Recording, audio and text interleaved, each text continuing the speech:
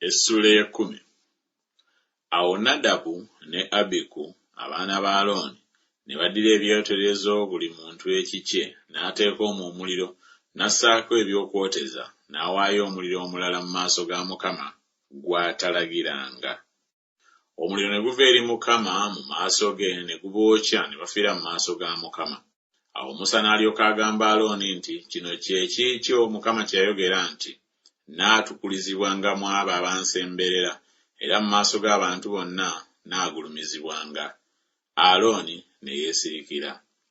Musa n'ayita Misayiri ne Erizafani abaana ba Wuziyeeri kojja wa Alooni n'abagamba nti, musembere musitule baganda bammwe okubaggya mu maaso g'awatukuvu mubatwale ebweru w'olusiisira.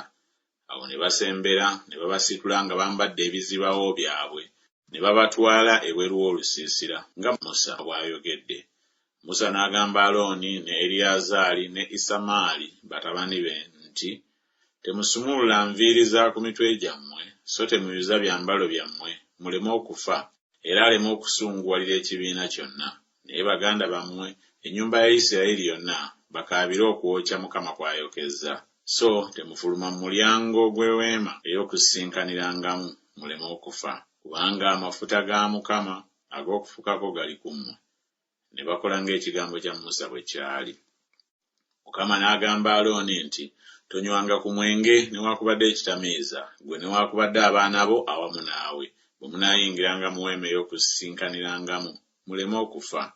Linaabanga tteeka eritajjulukuka mu mirembe gyammwe gyonna, era mulyoke mwawulengamu ebitukuvu n'ebitali bitukuvu, n'ebirongoofu n'ebitali birongoofu. Era mulyoke muyigirize abaana ba Isirayiri amateeka gonna Mukama ge yababuulira mu mukono gwa Musa.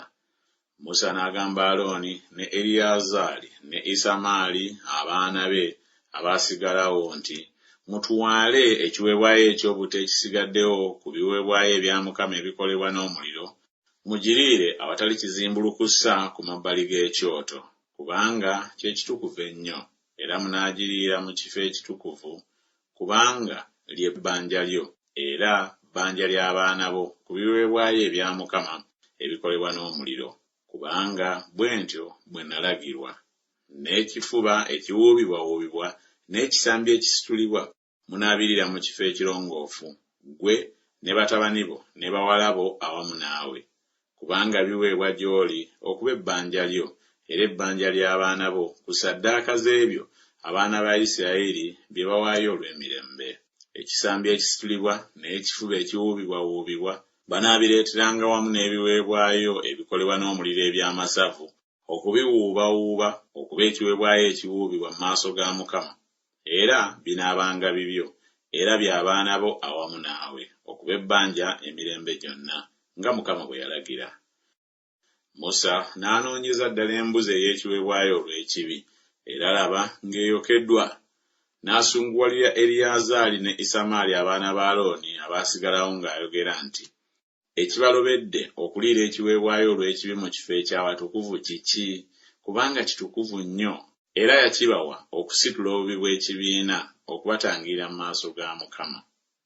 Laba, omusaayi gwakyo teguleeteddwa mu watukuvu munda, temwandiremye kugiriira mu watukuvu nga bwe ndagidde. Awo Alooni n'agamba Musa nti, laba, leero bawaddeyo ekyo kye bawaayo olw'ekibi n'ekyo kye bawaayo ekyokebwa mu maaso ga Mukama. Era bimbaddeko ebigambo ebyenkanidde wano. Era singa ndidde ekiweebwayo olw'ekibi leero, kyandibadde kirungi nnyo mu maaso ga Mukama. Kale, Musa bwe yawulira ne kiba kirungi nnyo mu maaso ge.